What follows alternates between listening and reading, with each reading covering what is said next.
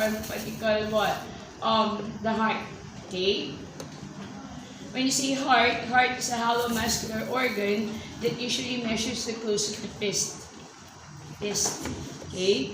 Where can you find the heart? Okay? Basically, the heart, okay?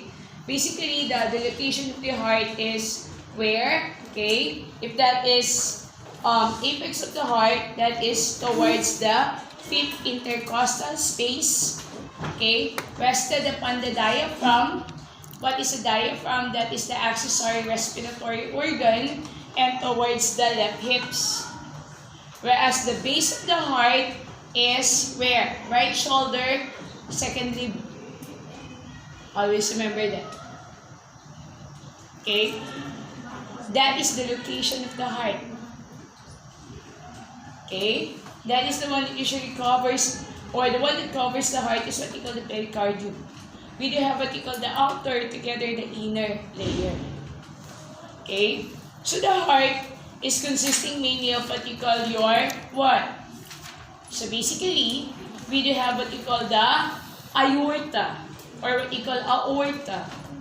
Okay? So that aorta is consisting mainly of what you call what? Ascending, descending. That's the main reason why, right? When you say ascending is moving towards up, descending is moving towards down. On top of your aorta, there are 3 branches. What are those 3 branches on top of your aorta? That is what you call your brachiocephalic, the left common carotid, brachiocephalic, left common carotid, and left subclavian. Right, there are 3 types, there are 3 branches on top of your aorta, right? So what are those? These are what you call the brachiocephalic, the left common carotid, and the left subclavian. Okay, not only that, right, the heart is consisting mainly of what you call your pulmonary trunk. The pulmonary trunk is consisting of what you call the pulmonary arteries and pulmonary veins, right? Not only that, right, we do have also what you call the vena cava. So there are 2 types of what you call vena cava. The superior vena cava together with the inferior vena cava. Okay? The inferior vena cava is coming from your hepatic artery. Okay? Did you get it? Yes. And then the heart is consisting of what you call 4 chambers of the heart. What are those 4 chambers of the heart? We do have what you call the right atrium, the right ventricle, the left atrium, the left ventricle. The one that's separating the right atrium from the right ventricle is what you call your tricuspid valve. When you say tricuspid valve, there are 3 cups.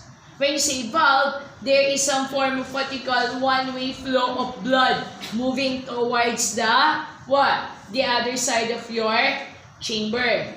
If there is some form of what you call problem with regards about the valve, what will happen? Then there will be some form of what you call regurgitation or what you call the reflux. So basically, right, when you say regurgitation, that is the backflow of blood from one chamber moving towards the other chamber.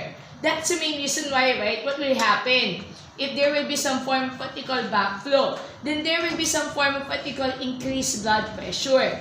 If there will be an increased blood pressure, automatically, what will happen? Then there will be some form of what you call increased cardiac output, increased stroke volume, increased heart rate. Nasa likod na ako ng Fatima. Ay, joke lang. Did you get it? So this one is what you call the left atrium, the left ventricle. The one that's separating the left atrium from the left ventricle is what you call the bicuspid valve. Another term for bicuspid valve is what you call your mitral valve. Did you get it? Yes. Okay. Not only that, right? The one that's separating the right atrium from the left atrium is what you call interatrial septum. The one that's separating the right ventricle from the left ventricle is what you call interventricular septum. Did you get it? Yes. Huh? Okay. Yes. So, what else? The one that's separating the right ventricle to the aorta, okay, is what you call your, what? The one that's separating your, what you call this one? The one that's separating the right ventricle towards your pulmonary valve is what you call, pulmonary trunk is what you call the pulmonary valve. The one that's separating the left ventricle to your aorta is what you call your aortic valve. These are what you call valve. Why is valve? What is the function of the valve? The function of the valve is what? To have a one-way flow of blood. Yes. Did you get it? Yes. Ha? Yes. Nagkakaintindihan tayo. Okay? So, what is the transportation of blood? The transportation of blood could either be pulmonary or systemic. Okay? Pulmonary or systemic. So, how?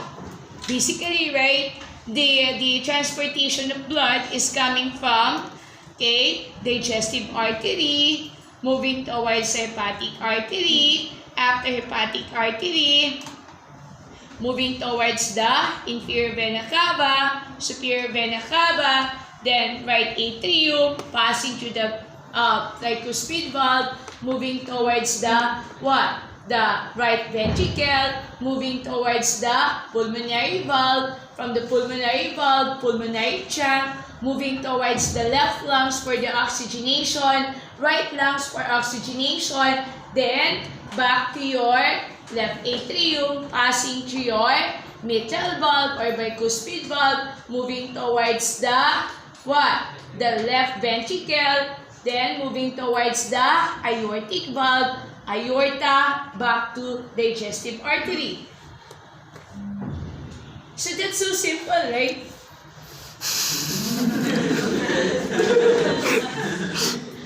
Right? Pinapahirapan lang kayo ng libro. The most, what? The most easiest way to study the transportation of blood moving towards the heart is like that. Did you get it? Yes. Okay.